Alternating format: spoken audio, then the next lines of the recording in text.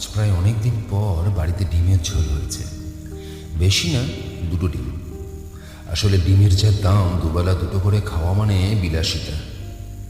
তাই 2টোকে অর্ধেক করে বুড়ো বুড়ির দুবেলা। মুখ পাল্টানো আর কি। দুপুরে খেতে বসে তোর কথা খুব মনে পড়ছিল জানিস। ডিম হলে তোর খেতে বসার তাড়াই বেড়ে যেত। তোর কাছে তো ডিম হলে মাংসটাও পাত্তা পেত না। মাংস সে কেমন দেখতে হয় মনে পড়ে না। আর ডিম ভাজ্যটাতেই কালঘাম ঝরে যায়।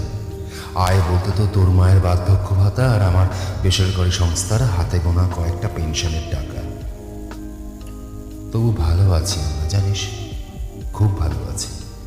ভালো আছি এটা ভেবে যে তুই এখন একটা মোটা টাকা মাইনে পাস।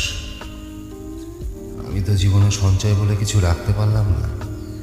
যেটুকু সঞ্চয় ছিল সেইটুকু তোর এখনকার এই মোটা মাইনের যোগ্য করতেই ফুরিয়ে গেল। অবশ্য সেসব নিয়ে কোনো আক্ষেপ বা আফসোস আমাদের নেই আর। তবে একটা ভয় আছে জানিস, অদ্ভুত একটা ভয়।